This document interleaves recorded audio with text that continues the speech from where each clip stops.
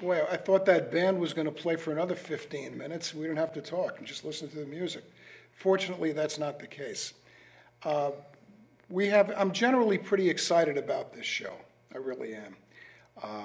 Every week we have something a little different that's, I think, a little bit fun and whatnot.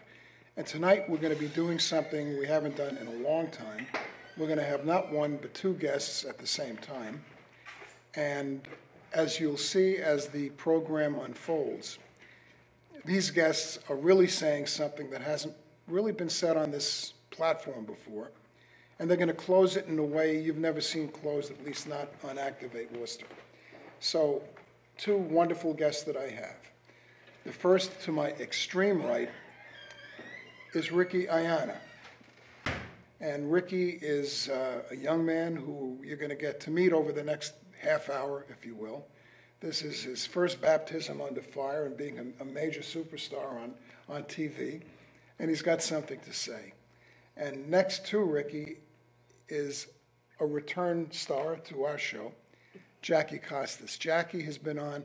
She was one of the first, I think, 20 guests that we had on, and we've done about 305 shows, so this is about 7 years ago that she was on. And this is a return engagement. She had a lot to say then. She's got even more to say now. And she's married to a gentleman named Ted Kostas, and you remember Ted has been a recent guest on our show several times. So they're both part of the Worcester Republican City Committee, and they've got a lot to say, and they're both good people. And what I'm going to try to do tonight is not yak as much as I normally do. I want them to carry the ball. But the question is, why do I have both of them here? Okay. They're both Hispanic. Jackie is from Peru, and Ricky is from El Salvador. I was born and raised here, but my parents are both from El Salvador. Okay, I'm sorry, that's correct. Just wanted to see if you were sure about that. It sounds good. But the thing of it is, they're both Latino. And as we all know, in this country and in this city and in this state, if you're a Latino or if you're black, there's only one party that you should belong to, period, end conversation. That's the Democratic Party.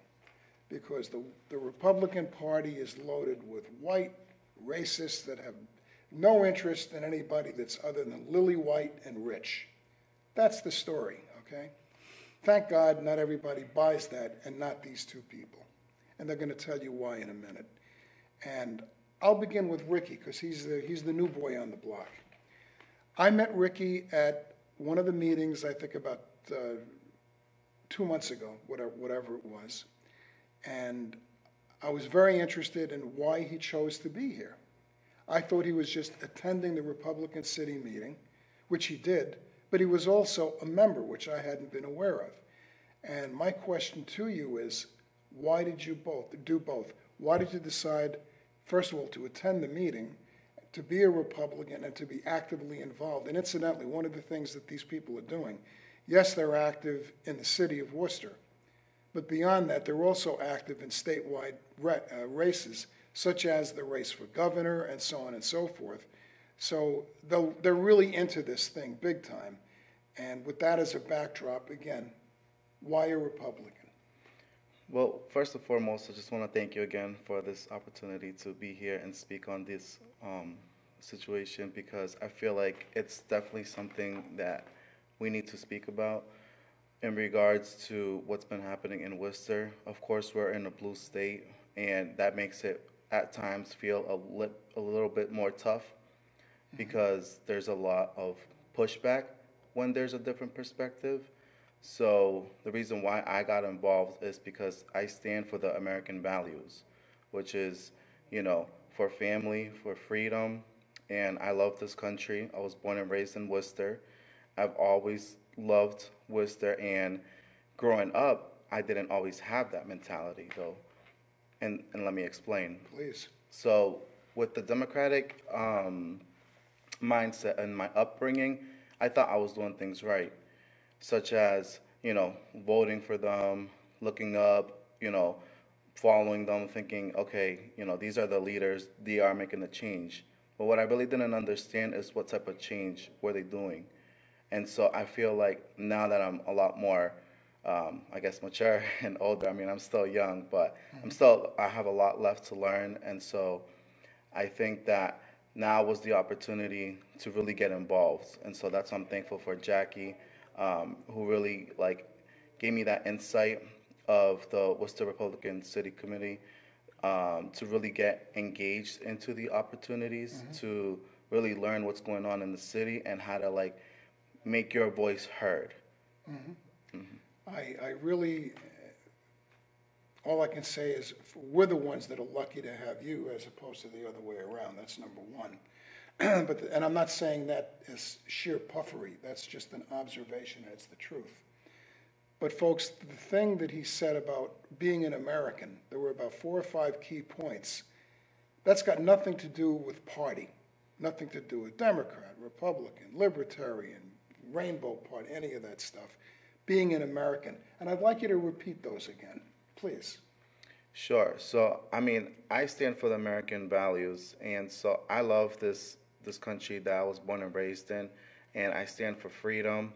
I stand for liberty, which is freedom, of course, but, and our rights that are God-given. And so I believe that no one or nothing should be able to take that away from us. You heard it, guys.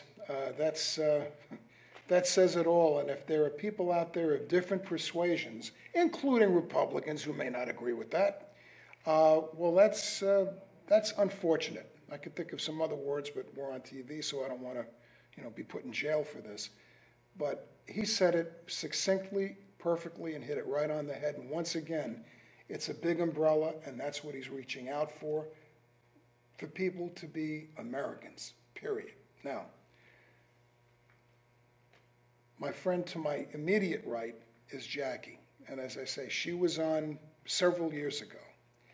And she was a ball of fire back then. She was very, very committed as to what she was doing. She was very committed to the cause, very committed to the Republican view of things.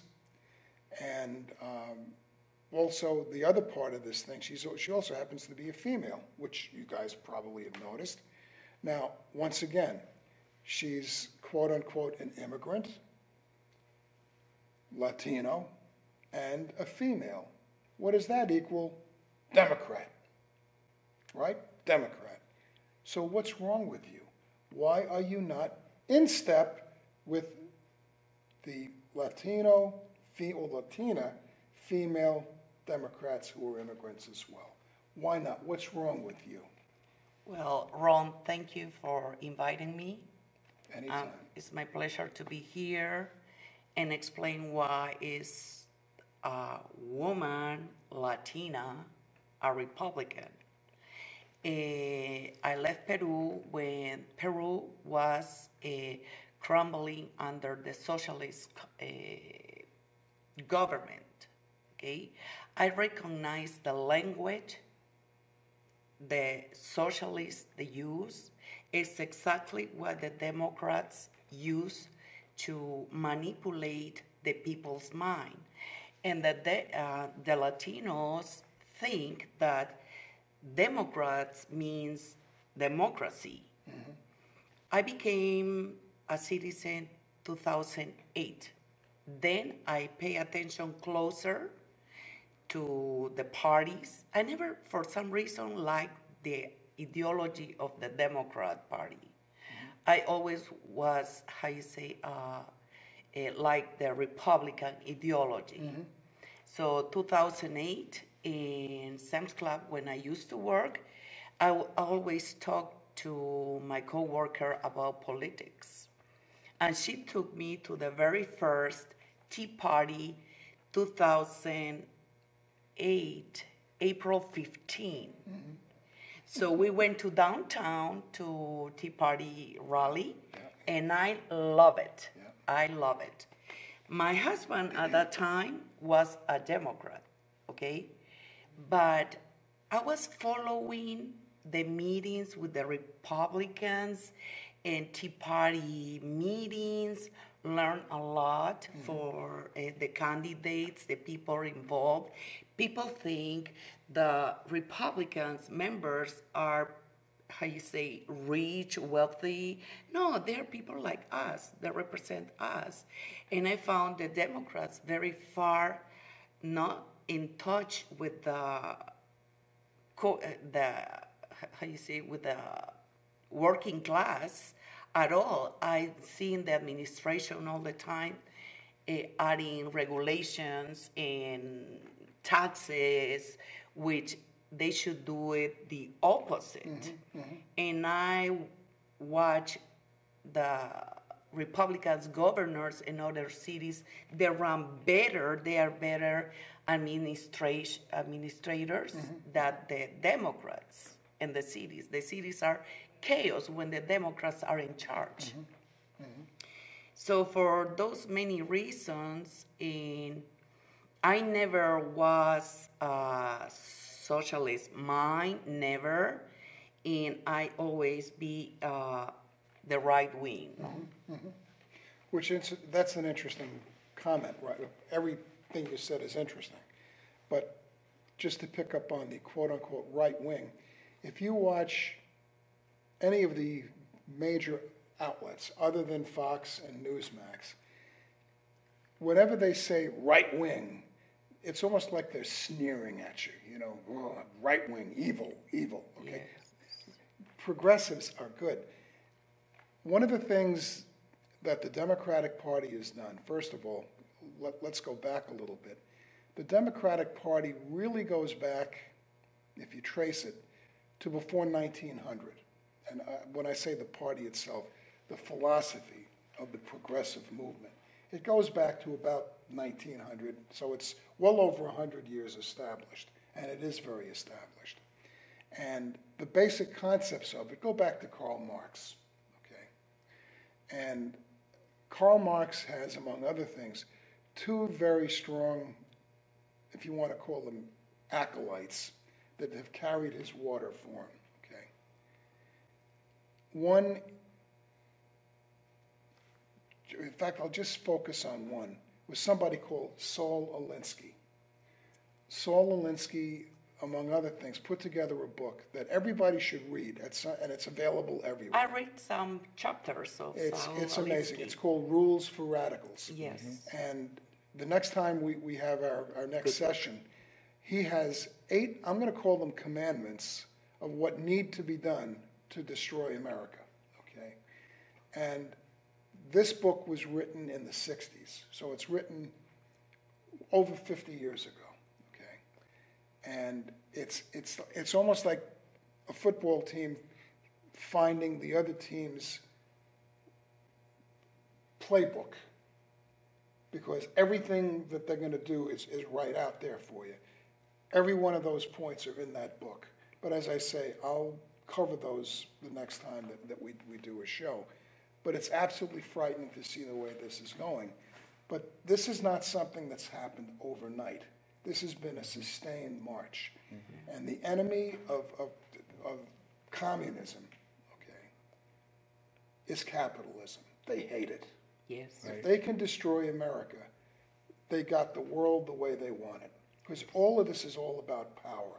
It has nothing to do with abortion rights or anything else like that. It really doesn't.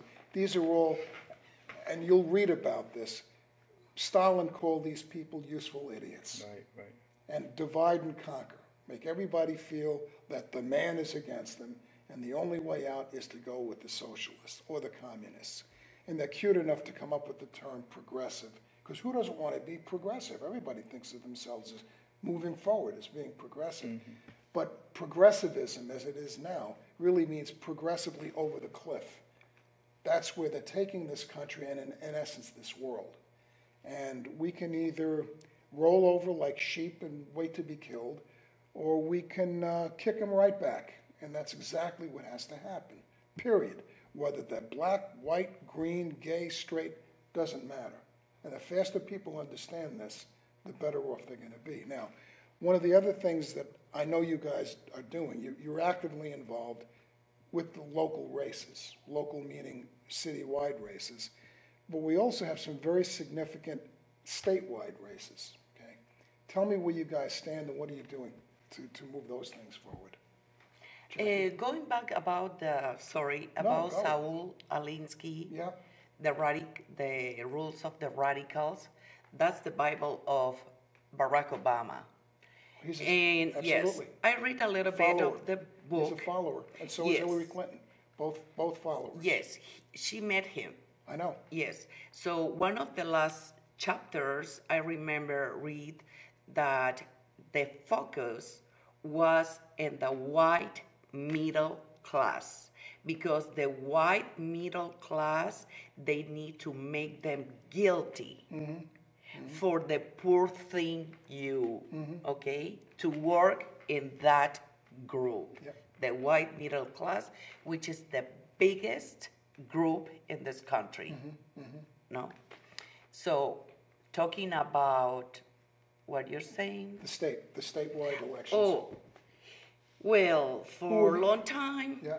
I was involved helping candidates local for councilors, now in nationwide, supporting Jeff Deal, Jeffrey Sosa Paquette, James McMahon, Ryla Campbell, and the Lieutenant Governor Leah Cole Allen. Yes, I always will support Republicans. Tell me about Jeff Deal. Well, I know Jeff for a long time. Years ago, when Duval Patrick, I think, they want to add to add the tax on the gas, he organized the group to collect signatures to stop that. The gas tax. Exactly. I understand. I start with that, so I like the guy and his policies, his view of the state, and I like him. He is a good man and nice family, and ready to work for Massachusetts. And considering he's a Republican, to get a Republican elected would be interesting, because Charlie Baker, of course, quote unquote, has an R in front of his name. But if you look at the way he tends to stand on so many policies, I'm not going to say he's a liberal Democrat, but he's very much of a solid Democrat. And people will tell you, well, this is Massachusetts, and if you tell them what you really think, you're going to get smoked, because this is a very lefty state. Well, never was. It really never was. And to have somebody like him making a move at this point for the governorship, I think would be a great thing for the city, for the state, and so forth, because he is a good, solid man. The other people that you mentioned, Jay McMahon, terrific guy. Yes. And how these people haven't been elected before is a loss, not to me, but to everybody out there. These are really singularly talented people. They're not clubhouse phonies that are going to just roll over and pull the kind of wool over the people's eyes like these folks have been doing forever and ever. Can I say something Sure. about that Massachusetts is not a Republican state, it's only blue?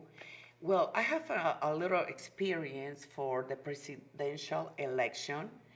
I went as a poll watcher to Mara Avenue, and that's the James McGovern Dominion. Ah, yes. Okay?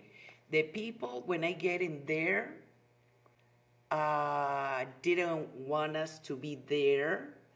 They thought I didn't speak the language, Spanish, and I saw with my own eyes how the inspector were guiding the voters to mark for the people they want. All of And they which, were by the talking way, bad that's about all Trump. illegal. That's all completely illegal. Exactly. So we were complaining, calling City Hall, and finally the clerk arrived and just give a little slap to the inspector, and that's it.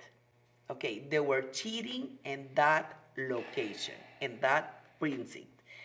Big time, big time. So, And if I can interject this as Please. well. So and I mentioned earlier about the whole blue state, and it's, to Jackie's point, there is a lot of like, pushback and, afraid to like speak really what's on your mind. But now that, I've been able to learn and gather more and more information, I'm able to see that there's a lot more of us. I feel like Latinos and Hispanics that are very, like I said, not trying to be like more one-sided than the other, but more American-sided, if that makes sense. Very much so. I feel like also going back just real quick to your point when you talked about Saul Alinsky and just giving a quick overview, it almost draws the question as to, okay, if that's true, why do people still vote Democrat? Well, it's because they don't understand the history. That's right. So, and that's what happened to me.